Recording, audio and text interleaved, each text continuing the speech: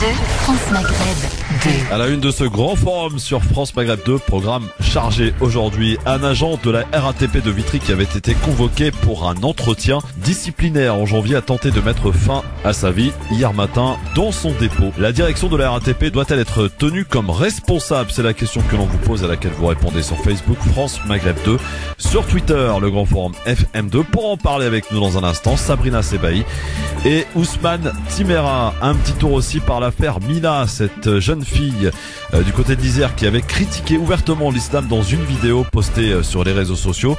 Abdallah Zekri, le délégué général du CFCM, s'en est pris à elle avec des propos qualifiés de criminels par la secrétaire d'État homme-femme Marlène Schiappa. Abdallah Zekri sera là avec nous pour s'expliquer dans quelques instants et en direct.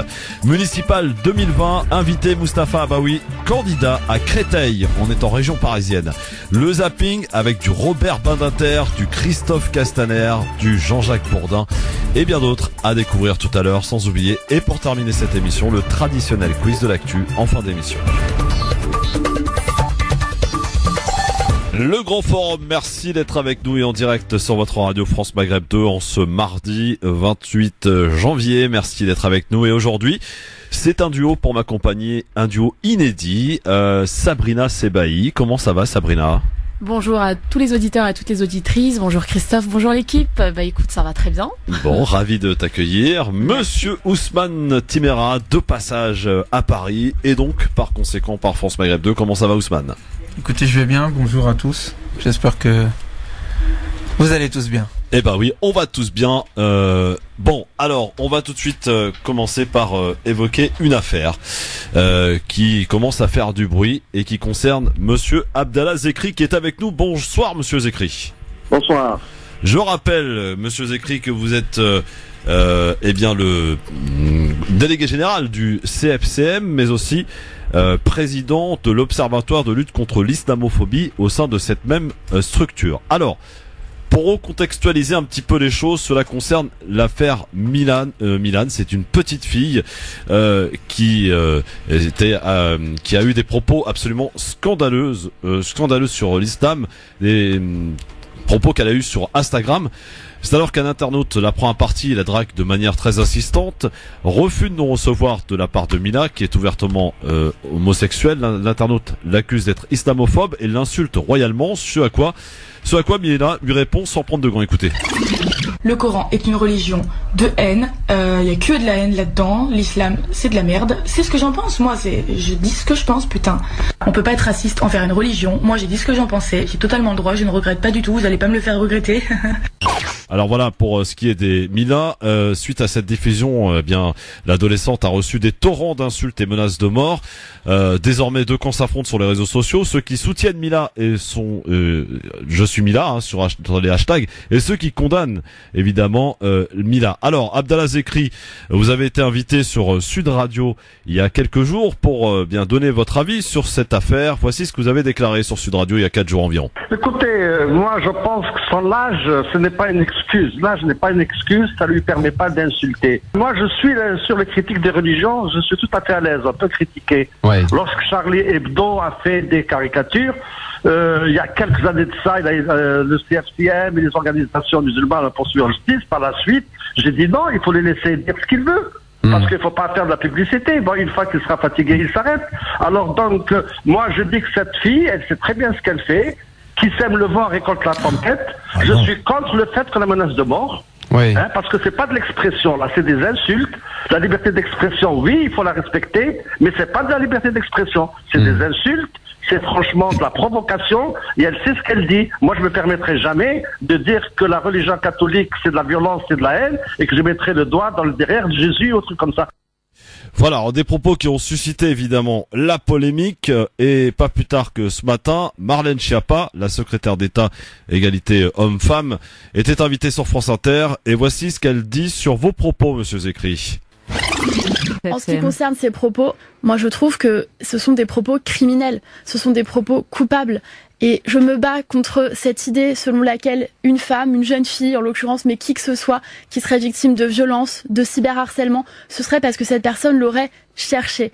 Je trouve ces propos indignes, ils sont indignes d'un responsable qui est un leader d'opinion et qui a une parole dans le débat public. Et je rappelle que le cyberharcèlement en meute, depuis la loi 2018 que j'ai fait voter, est condamné. C'est un délit de s'adonner à du cyberharcèlement en meute. Est-ce que vous maintenez vos propos, monsieur Zekri? Écoutez, nous avons fait un communiqué ce matin, le CFCM, ce n'est pas le président. Oui, pour clarifier les choses. Est-ce que vous maintenez vos propos? Vous l'avez lu, le communiqué? On l'a lu, le communiqué, absolument. Voilà, on a fait un communiqué. Je vais vous dire 3 mots là-dessus et puis je m'arrêterai. Bon, Madame Chapal parle de propos criminels, bon, et puis elle parle de cyberharcèlement. Moi, je n'ai pas harcelé cette fille. Il n'y a pas, en ce qui me concerne, de propos criminels. J'ai dit la même chose que beaucoup de monde, que rien ne justifie les menaces de mort. Enfin, je le maintiens. Et après, j'ai dit que de toute façon, en ce qui la concerne, elle a pris ses responsabilités. Maintenant, il y a le parquet qui a ouvert 2 enquêtes. Une pour voir s'il y a naturellement, en ce qui la concerne, provocation à la haine raciale, et l'autre en ce qui concerne les personnes qui l'ont menacée. Moi, je ne l'ai pas menacée. On parle de liberté d'expression. Je suis pour la liberté d'expression. Ce qui me gêne, c'est lorsqu'un musulman parle, il n'a plus le droit à la liberté d'expression. Mais quand quelqu'un critique l'islam et insulte l'islam, lui, il a le droit à la liberté d'expression. Donc, ces 2 points de mesure, je ne les accepte pas non plus. En ce qui me concerne, je suis dans mon rôle en tant que président de l'Observatoire de lutte contre l'islamophobie. Je viens hier d'envoyer un communiqué sur les actes anti-musulmans. Ils ont augmenté de 54%. C'est inquiétant également pour nous. Et des discours comme ça ne font qu'augmenter naturellement cette ambiance. Maintenant, j'aimerais bien qu'on parle de toutes les menaces de mort que je reçois toutes les semaines. À mon domicile, au CFCM, à la mosquée de Paris, les insultes dans le seul objet, mais je passe pas mon temps, moi, à aller sur les cyberhaines pour me plaindre. C'est quoi? C'est de la récupération politique, monsieur Zekri, les propos de madame Sherpa ce matin?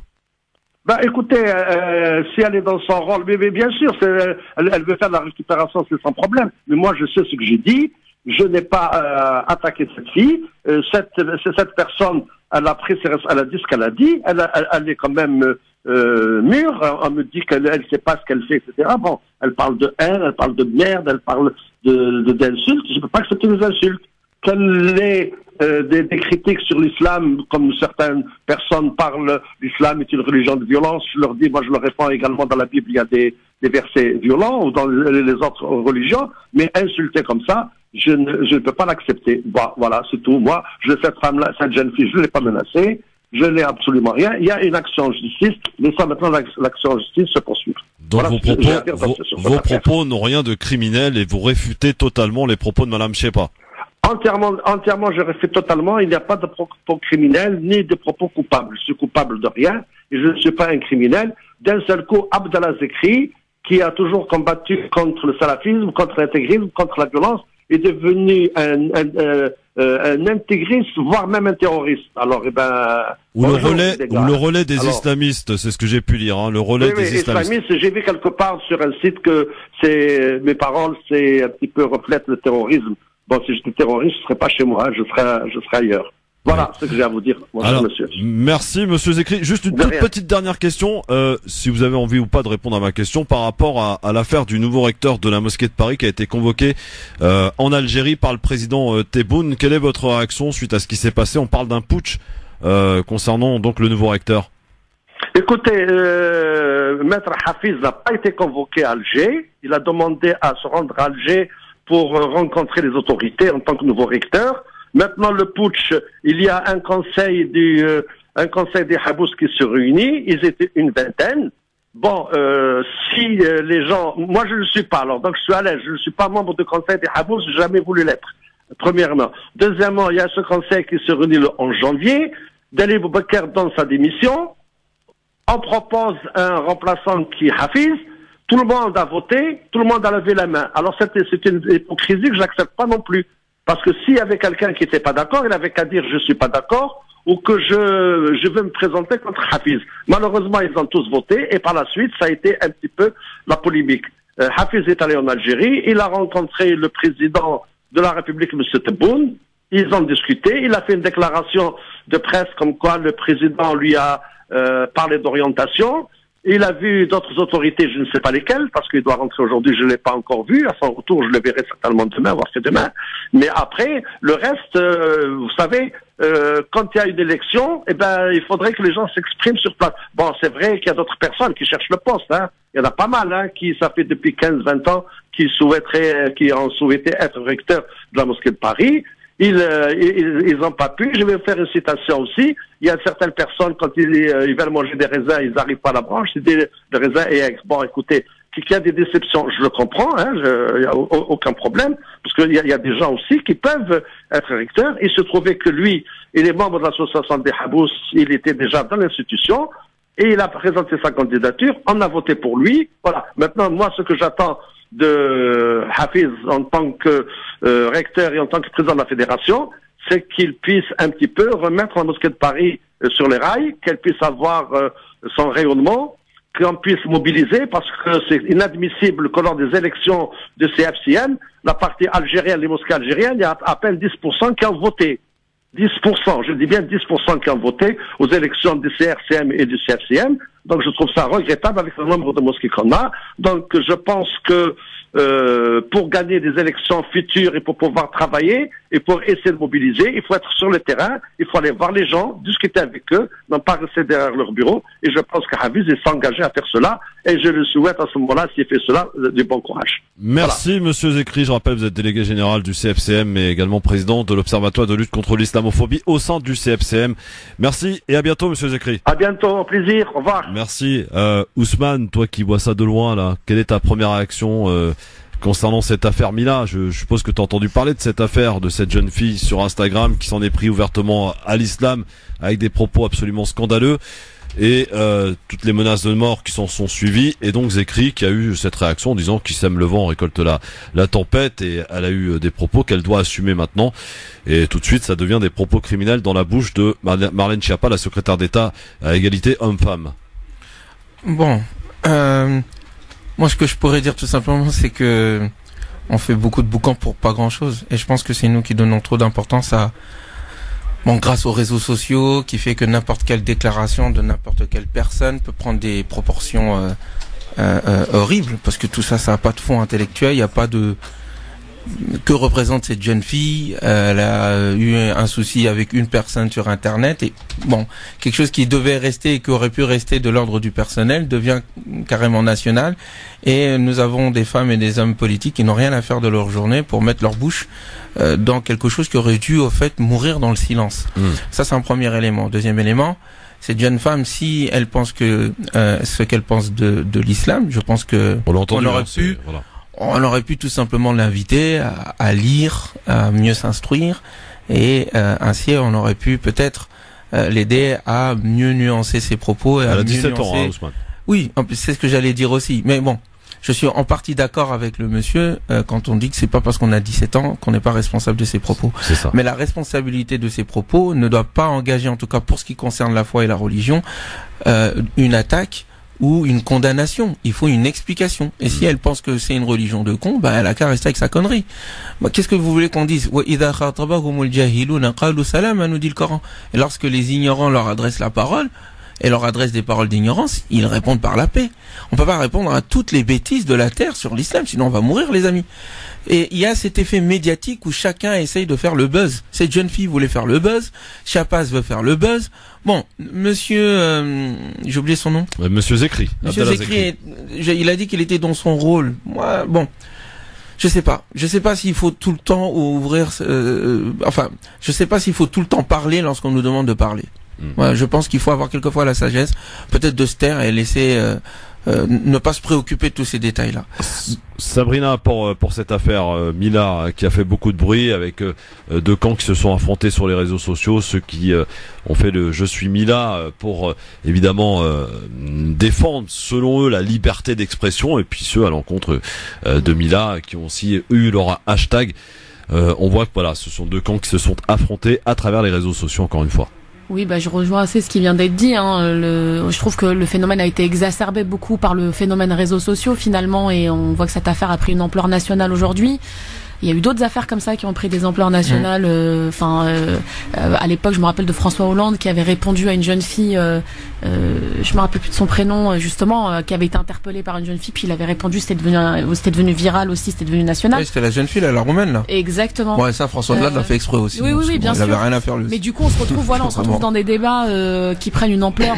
Voilà, moi, cette jeune fille, elle a eu des mots qui sont très durs, oui, et c'est vrai que je pense que la manière dont on lui a répondu, finalement, l'a conforté dans ce qu'elle pense aujourd'hui de l'islam.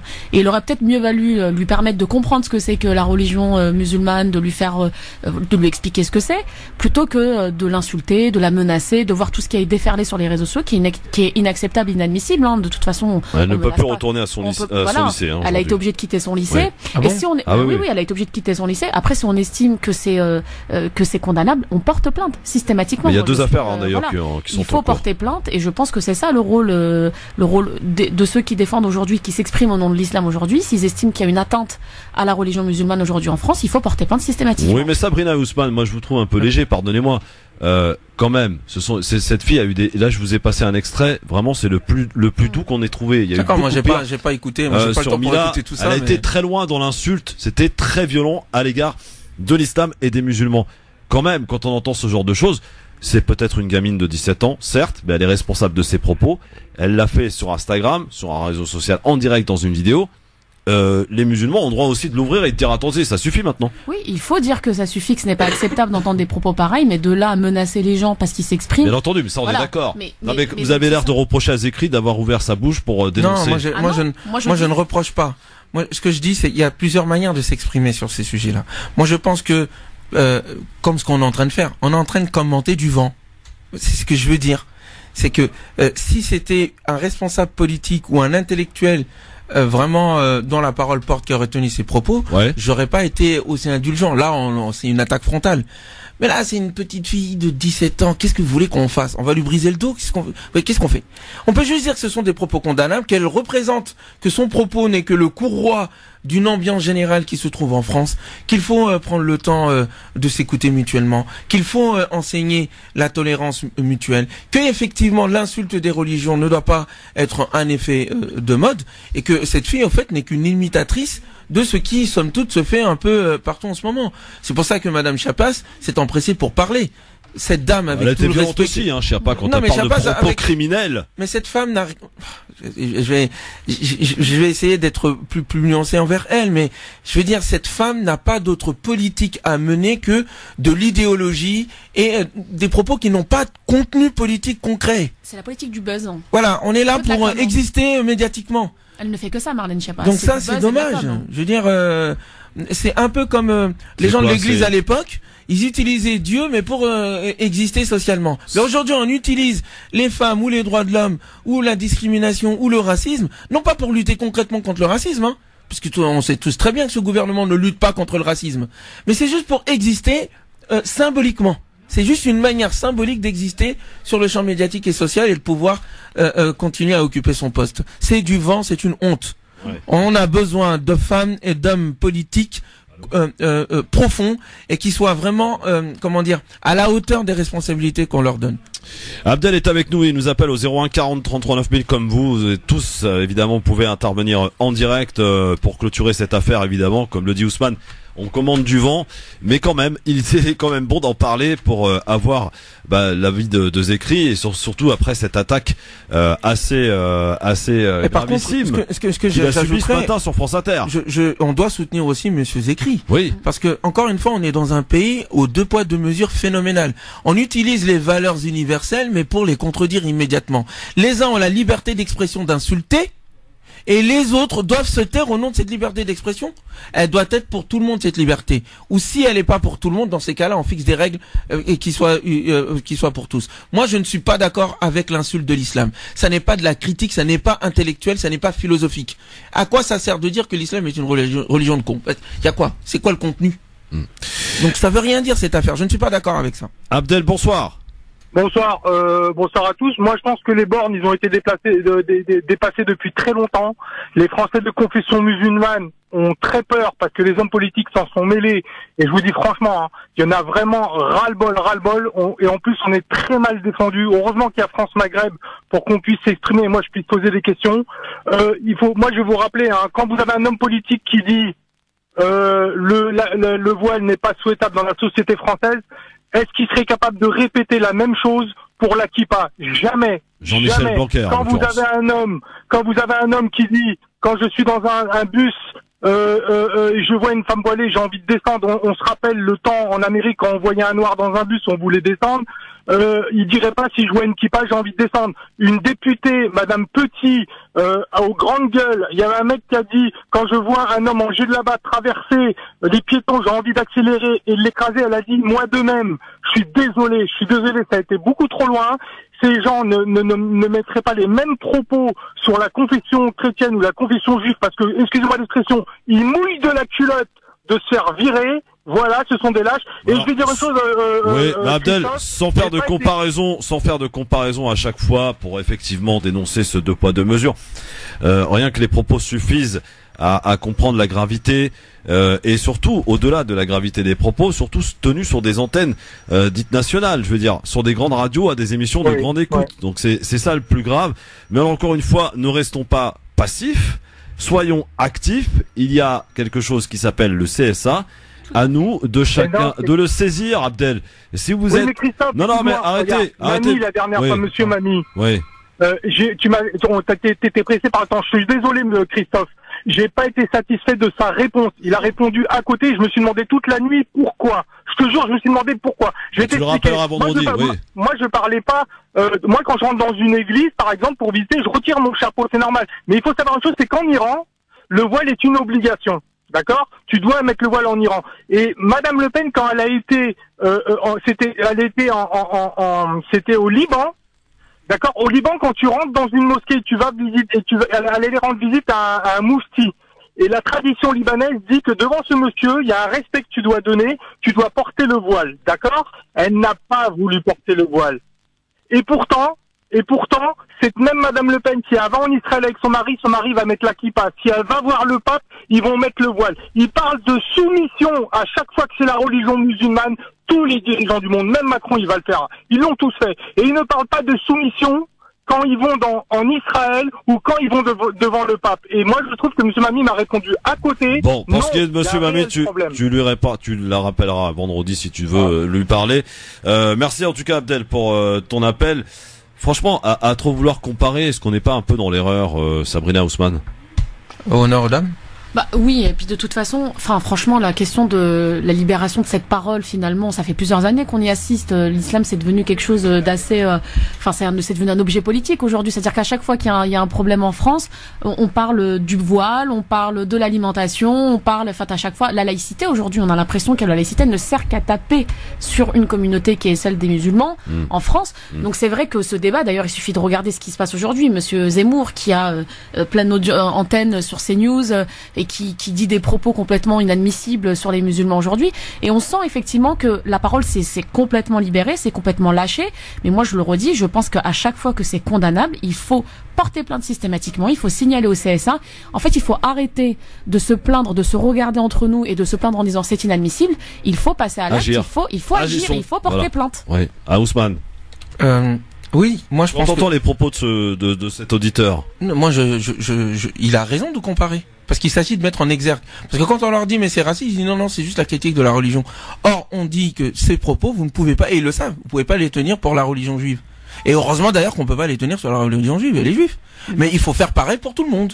Donc oui, il y a un 2 poids 2 mesures et la libération de la parole, elle est pas libérée sur tous les sujets. Oui. Elle est libérée que contre les musulmans. Il y a un raidissement de l'élite française qui est en train d'inoculer la haine sur le reste de la population française dans son incapacité à régler les problèmes de chômage et socio-économique d'une part et dans son incapacité à faire face aux autres élites mondiales. C'est ce raidissement qui va trouver son bouc émissaire à travers les musulmans. C'est ça qu'on est en train de vivre. Et on ne doit pas se laisser faire. Et effectivement, le fait que des gens prennent la parole et critiquent, commentent de manière extrêmement sévère et objective les propos de cette jeune femme, sans aller dans la haine et dans l'insulte, ça sert à rien en fait. Si à un moment donné, à chaque fois que quelqu'un tient des propos, il retrouve en face de lui une communauté, non pas seulement musulmane, mais même nationale, qui se tient symboliquement contre ce genre de propos, et ensuite aller sur le plan juridique, pour porter plainte quand il faut porter plainte, il faut le faire. Il faut dire aux gens que ça coûte très cher d'insulter les gens.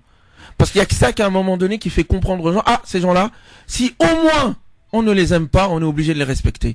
Mais on subit les conséquences de notre faiblesse économique et politique, les amis. Mohamed de Lyon est avec nous pour un dernier appel là-dessus. Bonsoir Mohamed. Mohamed, il est où Mohamed? Il était là normalement. Bon, il est parti Mohamed. Il nous rappellera peut-être tout à l'heure. Dans un instant, messieurs dames, on va changer de sujet. Tiens, on va aller dans ton département, ma chère Sabrina, dans le 94, à Vitry. Tout à fait. Où il s'est passé quelque chose de gravissime hier, faisant référence à la grève. Tu sais qu'on a eu une bonne grève à Ousmane, hein. T'en as pas subi les conséquences, mais ça a duré un peu. 50 jours, 52 jours.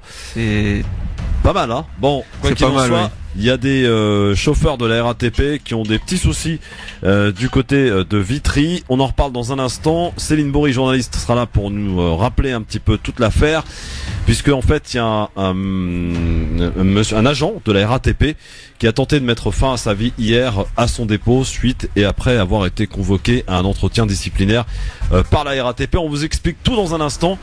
Est-ce que la RATP peut être tenue pour responsable? C'est la question que l'on vous pose. Et en majorité, vous dites oui. En tout cas, retour sur cette affaire dans un instant. Le zapping est notre invité politique aujourd'hui, Moustapha Abaoui de Créteil, candidat à Créteil, évidemment. Il s'agit des municipales 2020. Soyez les bienvenus sur France Maghreb 2, c'est le LGF avec Ousmane Timera et Sabrina Sebaï. France Maghreb 2, France Maghreb 2. Le LGF sur France Maghreb 2. Merci d'être avec nous avec Sabrina Sebaï, avec Ousmane Timera. Ils sont avec nous aujourd'hui jusqu'à 18h pour vous accompagner. Après avoir évoqué donc l'affaire Mila, on la referme puisque je pense qu'on a fait le tour en tout cas de la question pour cette affaire. On va ouvrir une autre affaire, ma chère Sabrina, que tu as suivie, hein, bien sûr, parce que tu étais aussi de ceux qui étaient du côté du dépôt. Donc RATP de Vitry dans le 94, un agent de la RATP donc de Vitry qui avait été convoqué pour un entretien disciplinaire en janvier a tenté de mettre fin à sa vie hier matin dans son dépôt. La direction de la RATP doit-elle être tenue comme responsable? C'est la question que l'on vous pose et laquelle vous répondez sur Facebook France Maghreb 2, Twitter le grand forum FM2. Vous dites oui à 68% sur Twitter, 78% sur Facebook. Vous continuez de voter et nous appeler si vous le souhaitez au 01 40 33 9000 pour cette affaire. Alors pour recontextualiser, parce qu'on aime bien le faire, c'est important de bien saisir l'affaire, les enjeux. Nous sommes avec Céline Bory, journaliste, également chroniqueuse du LGF. Salut ma Céline. Bonjour, ça va? Tout le monde va bien? Tout le monde va bien, Sabrina va bien, Ousmane va bien, donc tout le monde va bien. Salut. Bonjour.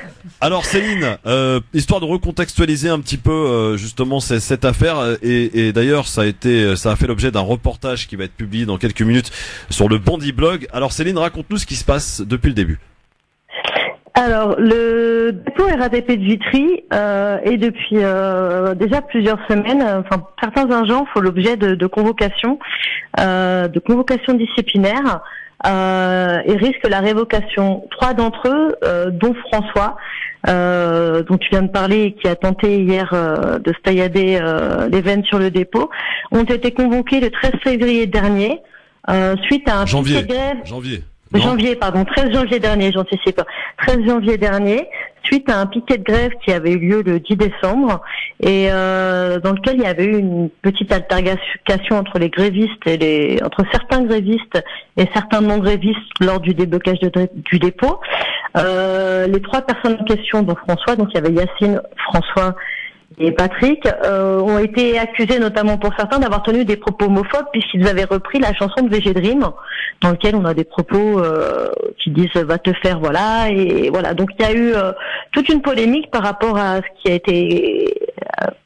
été présenté comme des propos homophobes, alors que pour eux, selon leur dire, c'était juste une reprise de chanson et on était dans un contexte de grève, donc c'était pas le cas. Donc ils ont tous les trois été convoqués, ont obtenu des mesures disciplinaires. Ils n'ont pas encore la réponse, mais ils risquent la révocation.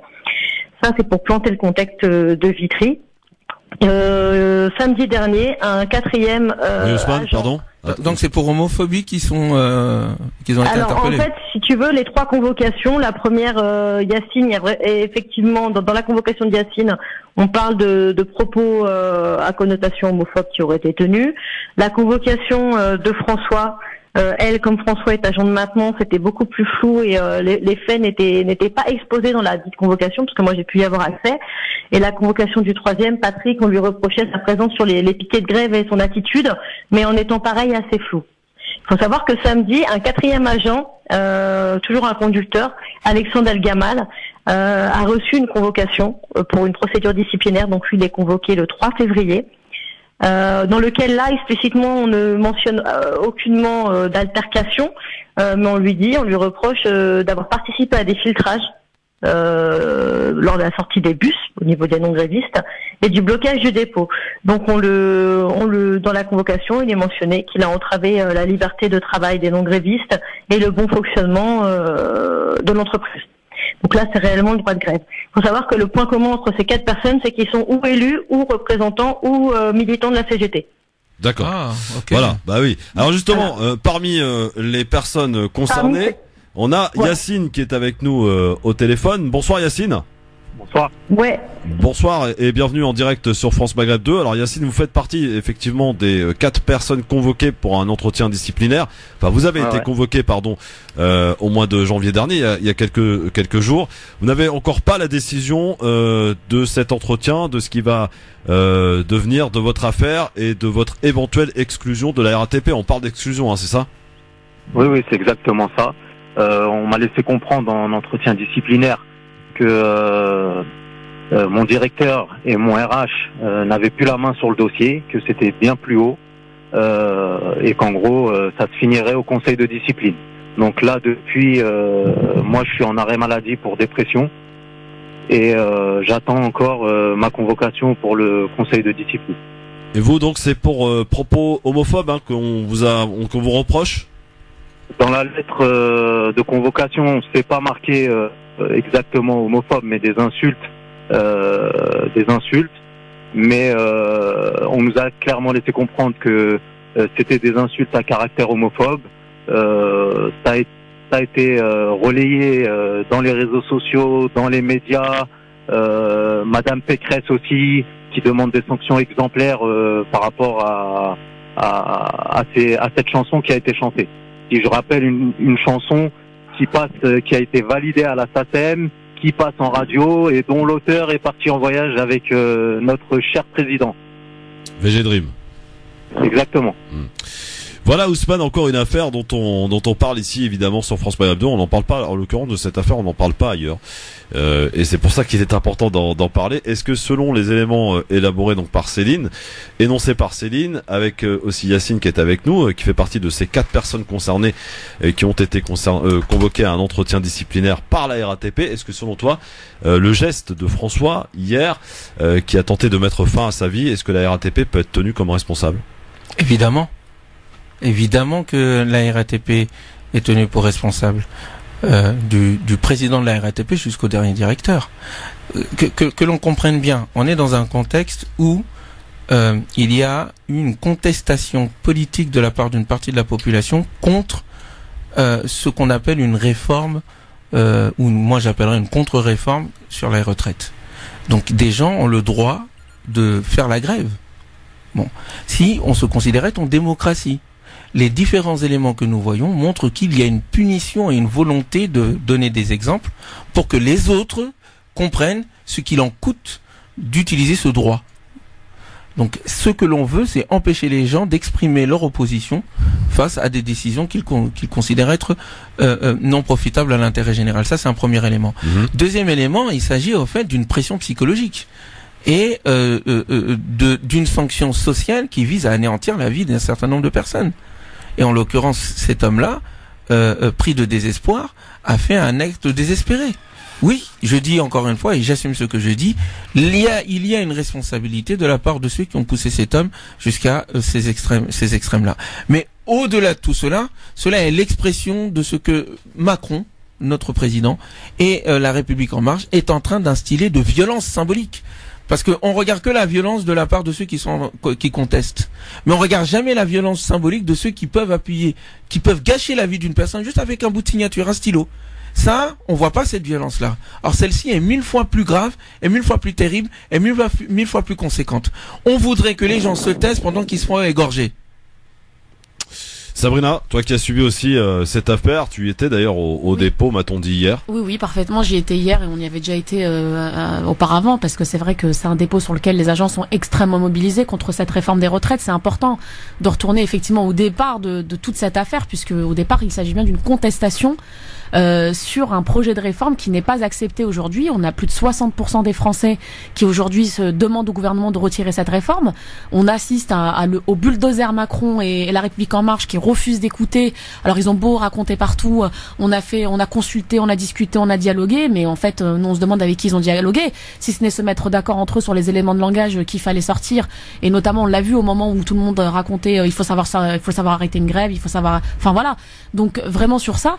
Et c'est vrai que sur ce dépôt, moi j'ai une pensée d'abord pour François, parce que ça a été extrêmement, enfin c'est extrêmement violent en fait d'en arriver à cet acte-là de désespoir. Ce monsieur qui a dû reprendre son poste justement hier, et en fait au moment où il reprend son poste, je pense que voilà, ça a dû être tellement dur pour lui qu'il en est arrivé à cet acte de désespoir. Et j'imagine ce que doivent ressentir tous ses collègues aujourd'hui. C'était tout le monde le disait hier d'ailleurs quand on y était, c'était celui qui était vraiment toujours de bonne humeur, qui motivait les troupes, qui était toujours présent au piquet de grève. Et c'est vrai que quand on arrive à cet acte de désespoir, on se demande finalement comment est-ce que cette direction peut être sourde et aveugle aux appels de ses agents, surtout qu'on a appris hier que c'était le deuxième agent qui tentait de mettre fin à ses jours en un an sur ce dépôt de la RATP. Donc ça veut dire que quand même la direction devrait se poser des questions, à minima se remettre en question. Et hier, les agents ont demandé le départ de ce directeur avec qui le dialogue social n'est plus possible au centre de dépôt de la RATP de Vitry. Vous confirmez, cher Yacine, tout ce qui a été dit, et concernant François, sa joie de vivre, etc., ce geste qu'il a fait, un geste de désespoir hier matin, Yacine? Bien sûr que je confirme, et moi personnellement j'étais sous le choc quand j'ai appris la nouvelle le matin. Je me suis retrouvé à l'hôpital dans la foulée pour une crise de nerfs. Je pense qu'on est tous à bout au dépôt, on n'en peut plus de cette pression. On nous met la pression clairement parce que le mouvement il a été suivi à Vitry et on a impulsé. Et là on voit clairement qu'on essaie de casser du gréviste et en particulier la CGT. Sur tous les noms convoqués au sein de la RATP, c'est que la CGT depuis le début. C'est que des agents syndiqués à la CGT. Alors, il faut savoir hier, un élément qu'on n'a pas précisé, même si Sabrina l'a évoqué, les bureaux du directeur ont été envahis, puisqu'en fait, malgré ce qui s'était passé le matin, donc la tentative de suicide de François qui s'est passé sur le site, sur le dépôt, le directeur n'avait pas daigné descendre voir le personnel qui était en bas.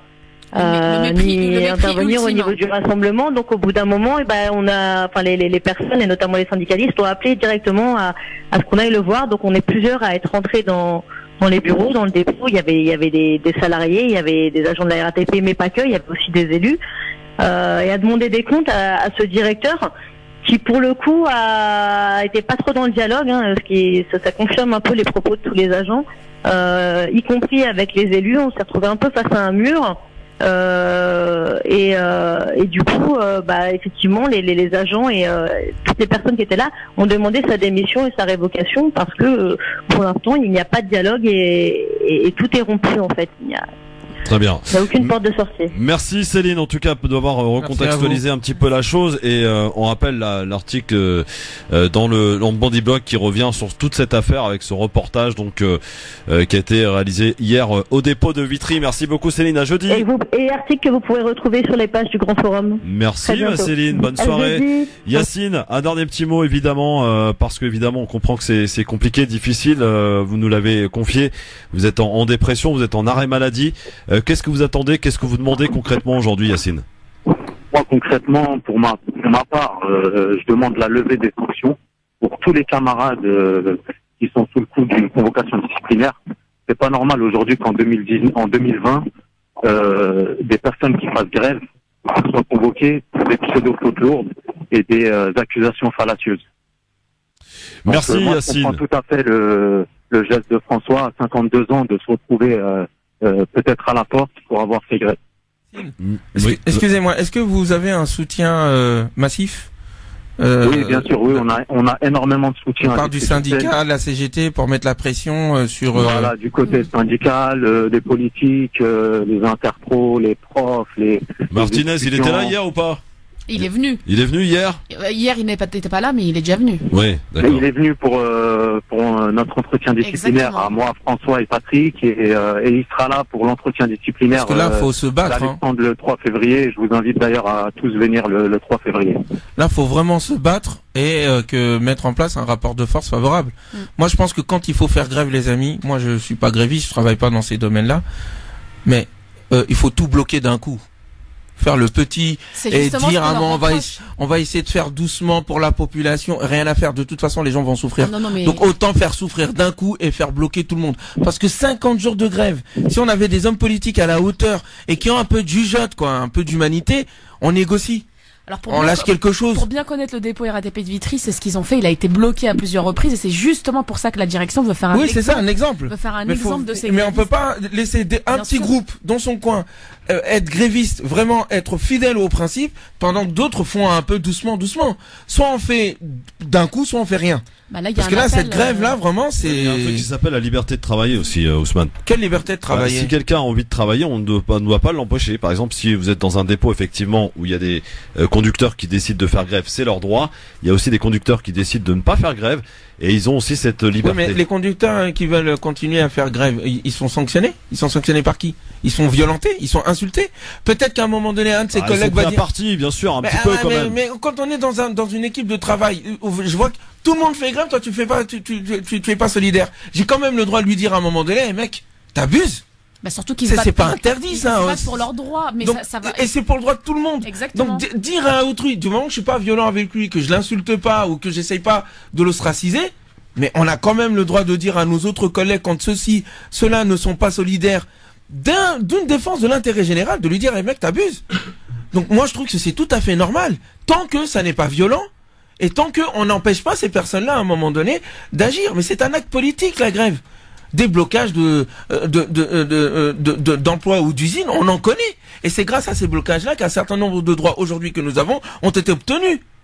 En tout cas, Yacine, est-ce qu'on n'est pas un peu frustré finalement, vous qui êtes gréviste, de ces 52 jours de grève pour n'avoir absolument rien obtenu?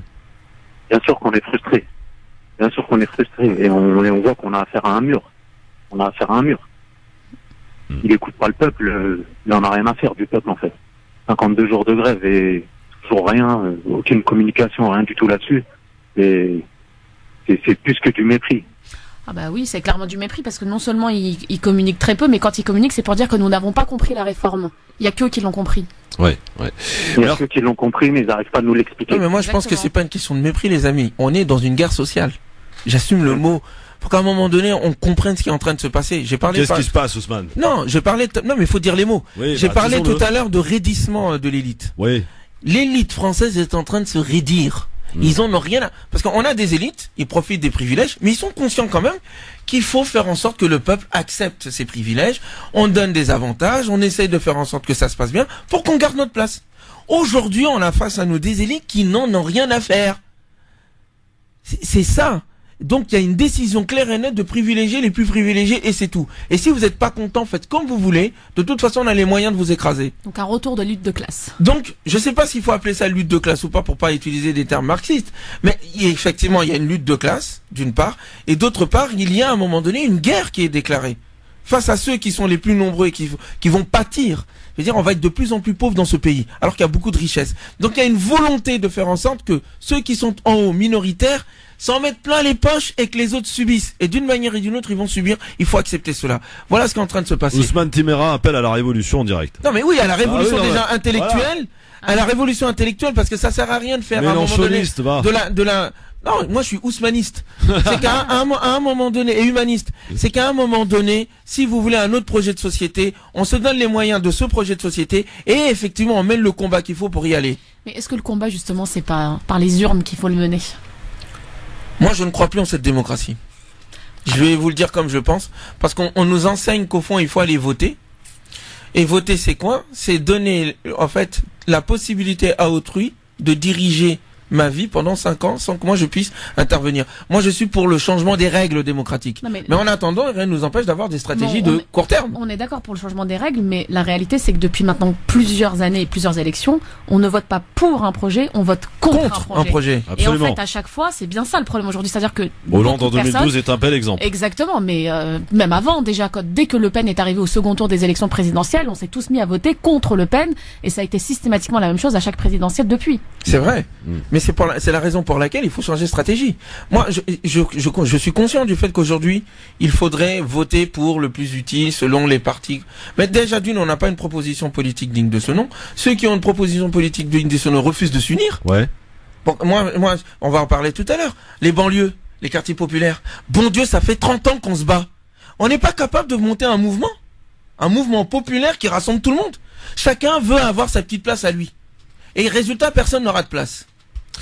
Merci Yacine en tout cas d'avoir répondu à nos questions, de nous avoir apporté votre témoignage et bon courage évidemment pour la suite. On ne manquera pas de se tenir informé et par là même nos auditeurs de ce qui va se passer pour vous, qu'on espère évidemment le meilleur et votre réintégration et que vous puissiez reprendre votre travail, cher Yacine.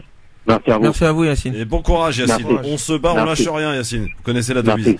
Bon, alors les amis, voilà, un petit peu pour cette affaire. Maintenant, vous avez tous les tenants et les aboutissants. Vous pouvez maintenant voter en toute tranquillité sur Facebook France Maghreb 2, sur Twitter le grand forum FM2.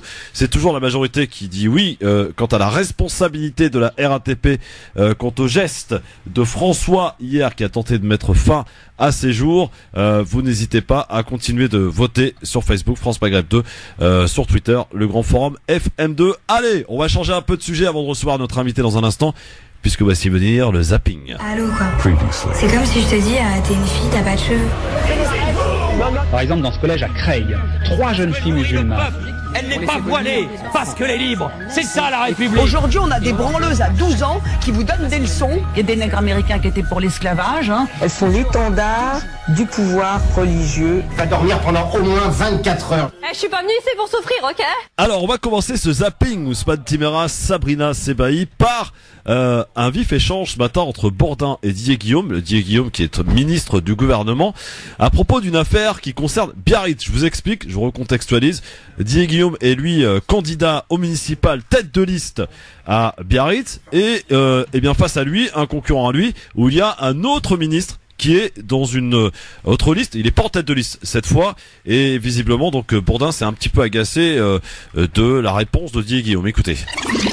Didier Guillaume, autre bataille des municipales à Biarritz. Oui. Vous êtes candidat, tête de liste à Biarritz. Face à vous, le maire sortant, Michel Venac, qui sur sa liste a un autre ministre, Monsieur Lemoine. 2 ministres candidats l'un contre l'autre, c'est inconcevable, dit Édouard Philippe, ou a dit Édouard Philippe. C'est inconcevable? C'est inconcevable et baroque, et ça ne se produira pas, évidemment, Jean-Jacques Bourdin. Et pourquoi? Possible que, parce que c'est pas possible. Parce que vous allez démissionner? C'est pas possible que 2 membres du gouvernement soient... Ça ne se produira pas. Attendez, je veux dire, que 2 membres du gouvernement soient présents l'un contre l'autre, même si mon collègue est sur une liste et que moi j'aspire à être maire parce que cette ville a besoin de changement. J'y vis maintenant, c'est ma résidence principale, vous le savez, nous en avions déjà parlé. Qu'un ministre aille dans une élection municipale, mais encore heureux que les responsables politiques y aillent. Édouard Philippe peut-être au Havre, Gérald Darmanin l'a annoncé à Tourcoing, peut-être le Cornu, peut-être Franck Fiester, moi-même. Il faut que les ministres, les membres du gouvernement, portent la politique du gouvernement sur le terrain, et puis aussi s'engagent parce que c'est leur ville. Après, évidemment, il peut pas y avoir 2 ministres candidats l'un contre l'autre. Moi, j'ai eu cette discussion avec le Premier ministre, j'ai eu cette discussion avec le Président de la République, et j'attends leur arbitrage qui va se produire, à mon avis, dans les heures et les jours qui viennent, et je respecterai l'arbitrage du Président de la République. Je n'en sais rien. Pour l'instant, je suis à ma tâche et je n'ai pas l'intention de démissionner. C'est inconcevable et vous n'avez pas l'intention de démissionner. Il faudra que vous m'expliquiez là, parce que là je comprends pas du tout moi. C'est très simple. Ah bon, c'est très simple. Nous sommes 2. Vous êtes 2. Ah donc vous demandez à je demande rien. Le moine de démissionner. Mais je ne demande... Ou alors les 2 démissionnent. Mais pourquoi pas? Pourquoi pas? C'est la solution? C'est ce que vous demandez? Moi je ne demande... Non mais comment pouvez-vous me dire... Non, le Premier ministre dit c'est inconcevable. Et il a raison. Il a raison. Oui. Très bien. Vous êtes tête de liste à Biarritz. Oui. Vous êtes ministre de l'Agriculture. Oui. Sur la liste concurrente, il y a un autre ministre. Oui. Le Premier ministre dit c'est inconcevable, mais vous restez tous les 2 Ça a beau être inconcevable pour rester tous les deux ministres et tous les deux candidats. Mais pas du tout. Comment pas du tout? Je vous dis qu'il n'y aura pas deux ministres candidats l'un contre l'autre à Biarritz en mars prochain. Le dépôt des listes, c'est dans 15 jours ou 3 semaines. La campagne a à peine démarré. Donc le président de la République et le Premier ministre nous demanderont de faire des choix et je ferai des choix. Vous choisirez je ne sais pas ce qu'ils vont me demander. Je ferai des choix. Non, mais en fonction de ce qu'ils vous demandent. Je dis vous pourriez abandonner Biarritz. Attendez. Non, j'ai plutôt tendance à dire les choses très clairement, Jean-Jacques Bourdin. Je sais. Donc je vous le dis. Moi, j'ai annoncé ma candidature à Biarritz et je souhaite être candidat tête de liste à Biarritz. C'est aussi simple que ça. Donc en fonction de ce qui sera dit, moi j'ai déjà eu des discussions avec le Premier ministre et le Président de la République. Je vois plutôt comment les choses peuvent se passer. Mais en tout cas, moi, ma décision a été prise comme Gérald Darmanin. Lorsqu'on se présente à une élection municipale, il faut aller jusqu'au bout. Faut pas je m'échappe. Donc si je devais être maire de Biarritz, je quitterai le gouvernement pour être maire de Biarritz parce que c'est la règle qui a été fixée par le Premier ministre. Si demain, après-demain, dans une semaine, le Premier ministre ou le Président de la République demande à Jean-Baptiste Lemoyne et à moi-même si nous voulons être candidats à Biarritz de quitter le gouvernement, eh bien, je quitterai le gouvernement si c'est la volonté du président de la République. Pour l'instant, je suis à ma tâche. Je irai à Bruxelles. Aujourd'hui, je fais je travaille bien, parce que si vous n'êtes pas élu à Biarritz, vous restez ministre. Vous gardez une poire pour la soif. Ah, pas du tout. Alors non. Non, ça c'est. Non, mais je dis ça. Vous ne pourriez pas revenir. Vous ne pourriez pas redevenir sénateur. Non. Voilà pour cet échange concernant cette affaire. Donc 2 ministres face à face dans une même élection à Biarritz. Vous avez compris que Bourdin a un petit peu bousculé Didier Guillaume qui lui visiblement entend être élu maire à Biarritz. C'est assez cocasse quand même comme affaire, non? C'est très cocasse et c'est un peu l'état de la République en marche actuellement. C'est-à-dire que, déjà c'est peut-être une bonne chose que les cadres de la reine s'intéressent enfin à l'échelon local, parce que c'est vrai qu'on a l'impression qu'ils sont complètement hors sol et qu'ils gouvernent d'en haut sans savoir ce qui se passe. C'est au président de régler l'affaire, Sabrina, comme il a tenté de le faire à Paris. On a vu comment ça s'est soldé à Paris. Cédric Villani, est-ce que c'est le rôle du président de la République de jouer le rôle de président d'un parti? J'espère qu'il a d'autres choses plus importantes à faire aujourd'hui que de s'occuper de régler des questions d'ego entre des candidats qui se présentent partout sous l'étiquette En Marche, en espérant se trouver apparemment une issue de secours, en devenant maire et en gardant, c'est exactement ce qu'a dit Monsieur Bourdin, c'est-à-dire une poire pour la soif en disant bon, si je suis pas élu, je reste quand même ministre. On a la même chose à Paris, donc en sachant que le seul objectif de la République En Marche aujourd'hui, c'est d'avoir des élus locaux, parce qu'ils veulent avoir des sénateurs pour changer la Constitution. Donc finalement, on assiste vraiment à quelque chose où on a des gens qui, et puis en plus il dit il habite à Biarritz maintenant, donc il s'intéresse à la ville. Enfin, on est vraiment dans quelque chose. Enfin, l'échelon local, c'est vraiment important. Le rôle de maire, il est primordial. C'est vraiment sur les territoires que se passent des enjeux extrêmement importants. Je trouve qu'ils prennent ça vraiment à la légère. Dans un instant, on aura l'avis d'Ousmane Timéra, qui regarde ça un peu de loin, mais quand même. De loin. Oui, de loin. Je sais pas. Aujourd'hui, les réseaux sociaux, faut que. C'est vrai. Notre invité dans un instant, on file à Créteil, les amis, avec Mustapha Abaoui, qui est candidat à Créteil. Il est sans étiquette, paraît-il. À tout de suite. En tout cas, un programme bien chargé. On y revient avec lui dans un instant. Il s'appelle Ousmane Timéra. Elle s'appelle Sabrina Sebaï. Et elles sont avec nous aujourd'hui pour évidemment le grand forum. En ce mardi, nous parlions juste à l'instant avec le zapping de cette affaire du côté de Biarritz, très belle ville d'ailleurs au demeurant, Ousmane Timéra, de ce bis-bis politique qui voit s'affronter 2 ministres face à face pour une même élection.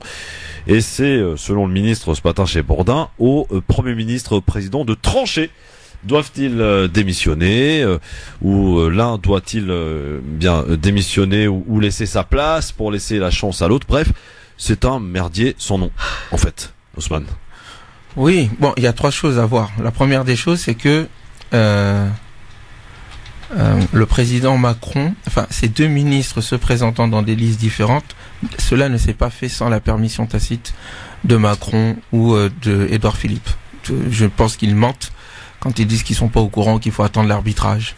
Je pense qu'ils sont prêts à tout pour qu'ils puissent avoir des localités. Et donc, rien de tel que d'avoir 2 poulains dans 2 camps différents qui, de toute manière, feront en sorte que l'un des membres de notre gouvernement gagne. Moi, je pense que s'il n'y avait pas eu une levée médiatique, je pense que ça passerait. Ça, c'est un premier élément. Donc, il y a une volonté tout simplement de la part du gouvernement de mettre le plus de points possible de son côté pour qu'on puisse avoir des grandes villes ou des petites villes ou ailleurs. Deuxièmement, ça dit l'inconséquence intellectuelle de cet homme qui, je pense, en tous les cas, en tant qu'homme politique, nous montre ses limites. On peut pas dire tout et son contraire.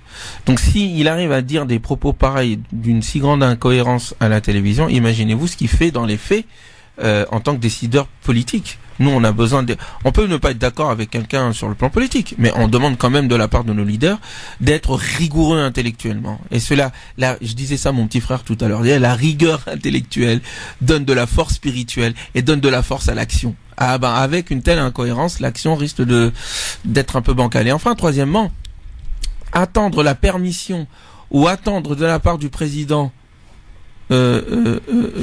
pour qu'il nous dise ce que l'on doit faire en tant que dirigeant d'une future ville. Non, on attend d'abord et avant tout une personnalité forte qui est capable de prendre des décisions et des positions. Et donc là aussi, c'est zéro pointé. Je pense qu'il aurait dû être plus intelligent en indiquant « je vais prendre ma décision ».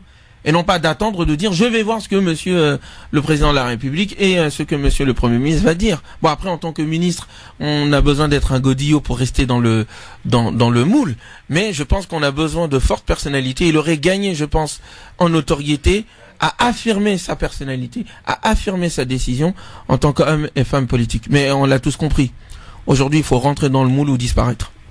Oui, en tout cas, de quel œil tu vois, chère Sabrina, justement, toutes ces ministres qui sont qui ont un appétit déguisé pour ces élections locales. On a vu que Édouard Philippe pourrait, j'ai bien pourrait parce qu'il est encore pas annoncé, mais c'est ce qui semble être le cas, eh bien aller à la mairie du Havre. Darmanin, donc Lemoine et Monsieur Guillaume, il y en a quelques-uns quand même dans les ministres qui ont cet appétit important pour les municipales.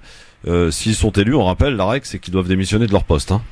Bah, moi je pense que La République En Marche aujourd'hui sont en grosse difficulté sur ces municipales. On l'a vu d'ailleurs, ils peinent à faire émerger leurs candidats, ils peinent à avoir des campagnes de qualité dans les villes où ils ont des candidats. C'est parce que il y a le climat, il y a le contexte national qui joue aussi beaucoup avec cette réforme des retraites et ces grèves à répétition depuis maintenant plus de 50 jours d'un côté et la crise des gilets jaunes qui n'en a pas fini. Donc tous les samedis avec ces images qu'on peut voir à chaque manifestation des gilets jaunes. Donc tout ça pèse sur le climat national, pèse évidemment sur les municipales. La République En Marche est en difficulté. Moi j'ai plutôt le sentiment qu'on envoie les soldats tenter de récupérer un maximum de villes aujourd'hui et d'avoir donc ces fameux élus locaux pour en fait tenter de sauver ce qui reste de La République En Marche aujourd'hui, parce qu'on a l'impression que c'est plutôt en train de se disloquer en plein vol avec des ministres qui s'écharpent pour ils sont candidats dans 2 listes différentes, avec la même chose à Paris où monsieur Macron lui-même se déplace pour voir monsieur Villani qui lui dit en fait non, en fait je resterai candidat, j'écouterai pas donc la voix du président de la République. Donc on assiste vraiment à quelque chose d'assez compliqué, je trouve, pour La République En Marche. Et je crois que c'est pas tellement, je sais pas si c'est vraiment des gens qui veulent être maire ou quoi que ce soit. Je pense plutôt qu'on est dans une stratégie de dire, comme ils sont ministres, ils ont plus de chances de gagner ces villes, donc il faut les envoyer et il faut qu'ils aillent gagner ces villes. En tout cas, notre invité, lui, il aspire à être maire de Créteil, mes amis. France Maghreb 2, le grand forum spécial municipal 2020, l'entretien d'admission. Il s'appelle Moustapha Abaoui, il est avec nous en direct sur France Maghreb 2. Bonsoir Moustapha Abaoui. Bonsoir tout le monde. Bienvenue sur France Maghreb 2. Merci. Donc vous candidatez à la mairie de Créteil. Combien d'habitants à Créteil? Alors environ 91 000 habitants. C'est une belle ville. Une extrêmement belle ville. Vous êtes un candidat sans étiquette? C'est ça, toujours. Soutenu par des partis ou pas?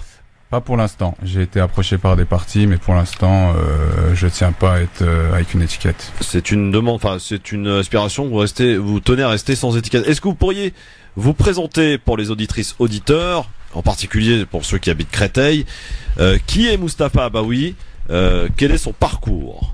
Alors, bonsoir tout le monde, bonsoir l'équipe, merci de me recevoir. Alors, j'ai 35 ans, j'ai grandi et je vis à Créteil depuis toujours. Je suis conseiller en investissement. J'ai un ancrage associatif sur la ville, tant bien en temps sportif. Je m'occupe d'une salle de boxe, le Noble Art de Créteil que j'ai monté en 2012. Et je m'occupe d'une structure Jean Ferrat dans le nord de Créteil. Et on anime des aides aux devoirs, on fait toutes sortes d'activités locales. Voilà, un bon ancrage associatif de terrain. Je demande à Ousmane Timera et Sabrina Sebaoui de bien écouter les réponses de notre ami Mustapha Abaoui, ici présent, puisque vous aurez la possibilité de lui poser une question chacun. Pour l'heure, je vais un petit peu l'effleurer. Un programme qui, d'ailleurs, je dois le dire, est très complet, bien rempli. Alors, par la partie au cœur de la ville, par exemple, se réapproprier l'espace public. Telle est votre devise, Mustapha Abaoui. C'est ça, c'est de se réapproprier l'espace public et de ramener les élus au cœur de la ville. En fait, on voit qu'il y a un vrai décalage entre les élus et les habitants et qu'il y a un vrai problème d'insécurité dans la ville, un problème de désintéressement. Les gens, ils rentrent du boulot, ils rentrent de l'école, c'est directement à la maison. On voit les espaces se vider, il y a plus de bancs pour s'asseoir, ça se voit un petit peu dans toutes les villes, il n'y a plus d'activités plein air, et nous on aimerait refaire vivre la ville avec des animateurs de quartier, des animateurs de vie qui iraient chercher les habitants chez eux ou dans la ville et leur proposer des activités plein air. Toujours dans ce même chapitre, impulser des moments conviviaux, donc vous avez un peu répondu. Mettre en place des ateliers de sensibilisation à la lutte contre le gaspillage, ça va plaire à Sabrina Sebaoui. Développer des activités intergénérationnelles et créer des rencontres citoyennes, mais aussi former les habitants aux outils informatiques, tiens, c'est marrant ça. Et harmoniser le quotient familial. Expliquez-nous. En fait, au niveau du quotient familial, il y a un creux entre les premières tranches et les dernières tranches. Vous avez par exemple pour la restauration, vous êtes entre pour la première tranche 0,56 et 2 euros, et pour la dernière 6,21 €. Et pareil pour les activités de loisirs, vous êtes sur les accueils loisirs 1,62 € pour la première tranche et 20 € pour la dernière, la journée. Donc on trouve qu'il y a un creux et que ça serait bien de réharmoniser un petit peu. En matière de santé, on y apprend grâce à votre programme. Vous souhaitez créer une maison médicale de garde. Ça veut dire qu'il n'y en a pas à Créteil dans une ville de 91 000 habitants? Il y a des maisons, il y a des centres d'urgence et il y a 2 hôpitaux. Il faut savoir, avec les urgences, mais qui sont quasi pleins. Il y a un grand hôpital à Créteil, qui est l'hôpital Henri Mondor. Et l'intercommunal. Oui, aussi. Et le souci, c'est que vous levez à 3 heures du matin, vous avez une rage de dents, vous n'allez pas aller à l'hôpital pour une rage de dents. Quand vous avez des blessures graves ou autres, ce serait bien d'avoir un centre médical d'urgence pour un médicament, quelque chose qui vous soigne, qui vous calme ou autre, pour désengorger tout ça.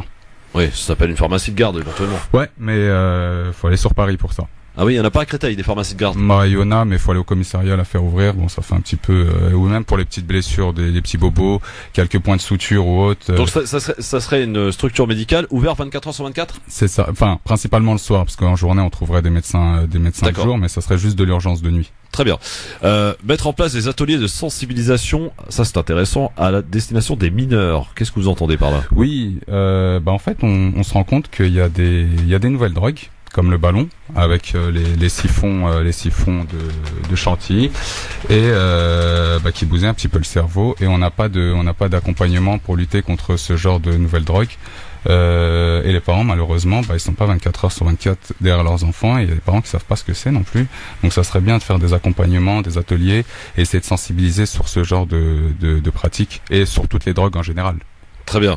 Alors en matière d'emploi, c'est important aussi l'emploi, aide à la création et au développement d'entreprises à Créteil. Oui, en fait. Comment vous y prendre? Comment aider justement les futurs chefs d'entreprise à créer, à installer leur structure dans votre ville à Créteil? En fait, ça serait de faciliter le développement à l'emploi, la création d'emplois à travers des coworking. Aujourd'hui, on se rend compte qu'il y a différents dispositifs d'aide à la création, il y a différents secteurs d'accompagnement, il y a le pôle emploi, il y a la chambre des commerces, la chambre des métiers, et toutes ces structures sont un petit peu éparpillées un peu partout dans la ville ou dans le département. L'idée, ça serait d'avoir des antennes dans un espace coworking qui vous accompagnerait à la création d'emplois et qui vous laissera ensuite libre à vous de... Bien près du micro, monsieur le maire. Désolé. En fait, ça serait bien d'accompagner sur tous les dispositifs, les aides, la création, d'éviter justement, c'est les 2 premières années où une société elle est viable ou pas, d'accompagner sur la gestion et autres. De quelle manière vous allez simplifier la vie des petites entreprises et des entrepreneurs à Créteil, Mustapha Abaoui, si vous êtes élu maire? C'est de créer des espaces d'accompagnement. C'est de former des gens à la formation. En fait, c'est d'accompagner sur la création. Le plus dur aujourd'hui, c'est de s'informer de s'informer comment je dois faire pour créer mon entreprise, où je dois aller, combien ça va me coûter, qu'est-ce que je risque, qu'est-ce que je fais, les interdictions de gestion et autres. Bah, c'est d'avoir un espace où on rencontre une antenne avec tout ce type de dispositif et les aides à la création d'entreprises pour les habitants en secteur zone franche et autres. Alors, un sujet aussi qui est récurrent pour toutes les villes, vous proposez de développer les crèches inter-entreprises. Oui, les crèches inter-entreprises qui sont subventionnées et une partie par la ville et une partie par la CAF. Encore une fois, c'est une question d'information. En fait, il y a beaucoup d'entreprises et beaucoup d'autres secteurs, secteurs administratifs et autres, qui ont le souhait de créer des crèches inter-entreprises, mais ils savent pas comment s'y prendre. Ouais. Donc là, ça serait de créer encore une fois des pôles d'information et de formation à l'accompagnement, à la création de différents types de dispositifs. Sachant que ce que je disais sur l'emploi et sur autre chose, quand on sait qu'il y a un manque d'impôts dans toutes les villes, en fait, le fait de créer des structures professionnelles d'entrepreneuriat fait rentrer de l'impôt pour la ville. Alors, autre sujet aussi, développer l'aide à la parentalité. Qu'est-ce que vous entendez par là, Moustapha Abaoui ? Ça serait un petit peu une maison de la citoyenneté. Ça serait d'accompagner les parents à l'éducation de leurs enfants. On sait qu'aujourd'hui, il y a encore des parents qui pensent que frapper son gosse pour qu'il apprenne, c'est une sorte d'éducation qui est, en fait, c'est d'accompagner les parents et les enseignants dans une stratégie du dialogue et de recréer du dialogue.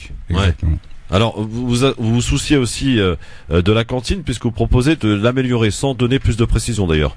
En fait, ça serait de faire participer des diététiciens et les parents et les enfants à la création de menus avec un petit label, un label bio ou un label écolo, par exemple. Et vous proposez aussi de récompenser les jeunes.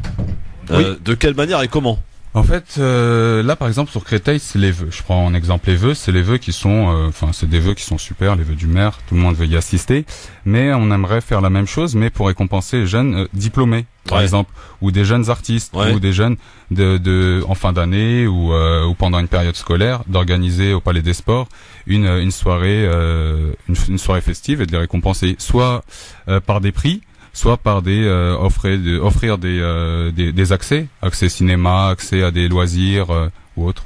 Alors justement, en matière de culture, puisque vous y faites référence, c'est intéressant, créer un café-théâtre. Il y en a pas à Créteil.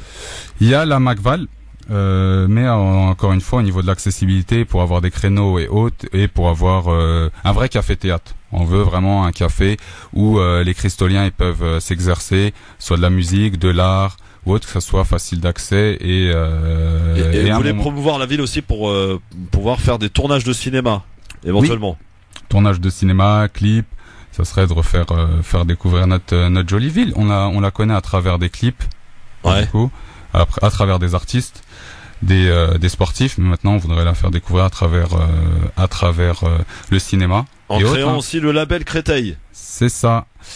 Aujourd'hui, on a sur un secteur, enfin sur plusieurs secteurs même, on a des ruches, du miel local. Ouais.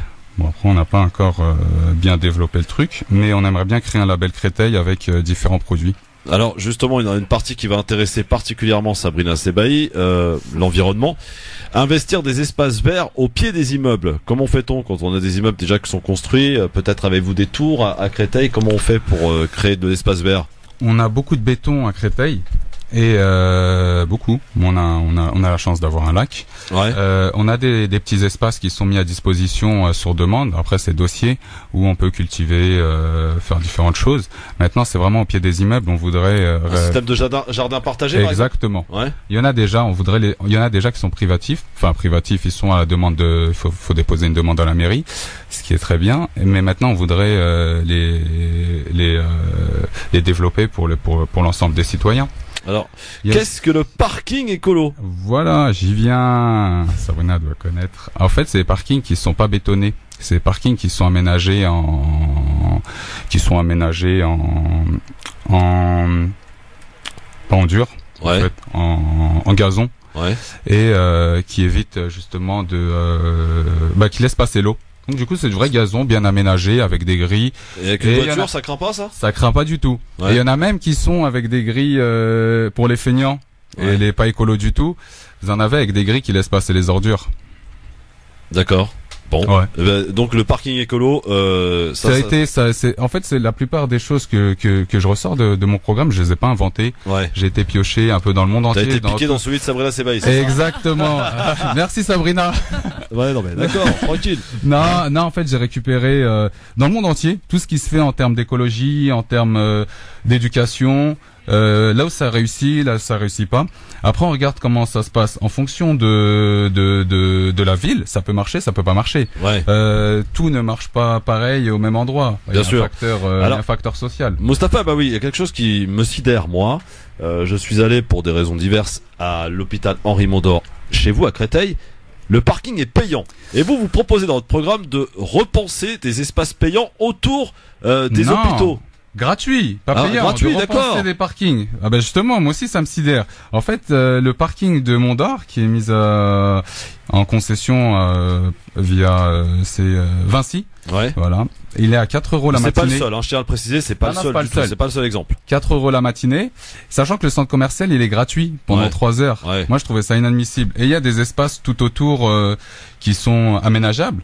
Bon après on vous dit toujours c'est pas de mon ressort, c'est du ressort de l'hôpital et autres. Et moi ce que je dis toujours c'est en tant que locataire, c'est pas parce que je suis locataire, c'est pas mon appartement que je vais pas le refaire. Ouais. Donc ça coûte pas grand chose de le faire et c'est moi je trouve inadmissible que le parking de l'hôpital soit payant. C'est pour ça que je propose de réaménager des parkings tout autour. Bon, prévoir aussi, c'est important, des hébergements d'urgence pour les femmes victimes de violences. Ça, c'est ce que vous proposez dans votre programme. Réhabiliter les logements, c'est en matière de logement. Reloger les personnes âgées. Lutter contre l'insalubrité. Administration, équipement de la ville, vous proposez de lutter contre les inégalités. Ou encore de développer le bien-être au travail. Encore d'améliorer le site de la ville. En matière de sport, là aussi, ça nous intéresse. Rénover l'ensemble des équipements sportifs de la ville. Soutenir handisport, ça c'est très bien. C'est la première fois que je le vois dans ce programme. Développer la pratique libre du sport. Voilà entre autres ce qui compose votre programme qui est bien fourni et bien garni. Mustapha, ah bah oui. Est-ce que si vous êtes présent au second tour, vous allez faire ce qu'on appelle essayer de faire comment dirais-je, c'est quoi le mot, aidez-moi. On va combiner, on va de l'alliance. Voilà, merci beaucoup de m'aider. Vous êtes très sympa. Est-ce que vous allez fusionner? Est-ce que vous allez peut-être de la fusion. Voilà. Est-ce que vous allez solliciter un petit peu les autres en disant moi j'ai fait mon petit score, donc il va falloir qu'on pose avec moi les amis. Alors moi j'ai proposé dès le début. J'ai proposé à tous les citoyens, tous les partis et autres. De composer une seule liste citoyenne, mais chacun a voulu en faire qu'à sa tête. Donc, du coup, Créteil c'est une ville de 91 000 habitants. Et il y a 43 900 inscrits sur liste électorale. Le maire présent est élu en moyenne avec 10 000 voix. À l'époque, il était élu au premier tour. 10 000 voix. Seulement. Et là, il est élu depuis la dernière élection 2014, deuxième tour, 13 000 voix. Sachant qu'il y a 26 000 abstentions. Donc je pense que le parti le plus costaud c'est l'abstentionnisme et là l'ensemble de l'opposition pèse 11 000 voix à peu près. Donc là même si on fait alliance tous, on fait à peine ce que le poids du maire fait. Moi j'ai proposé à l'ensemble des partis. Maintenant sur le deuxième tour je suis ouvert à tout.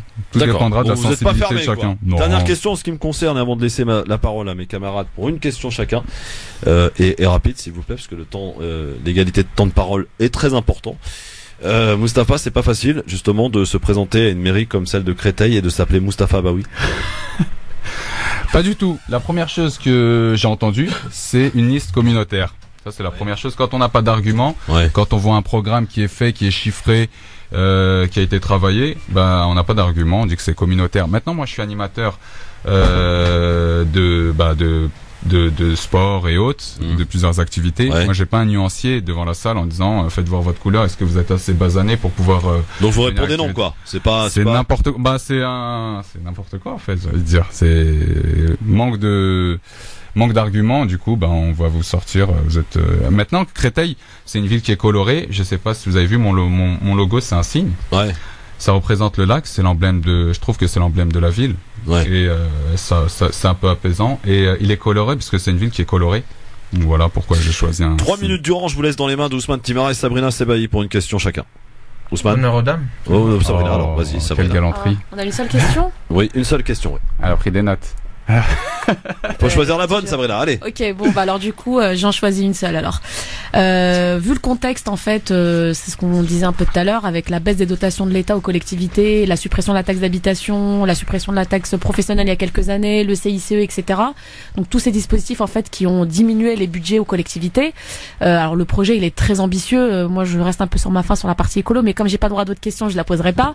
Mais du coup, en fait, voilà. Mais en fait, avec ce projet qui est ambitieux aujourd'hui, c'est est-ce que ça a été budgétisé, chiffré, on en est où? Enfin, le budget de la ville de Créteil, c'est combien?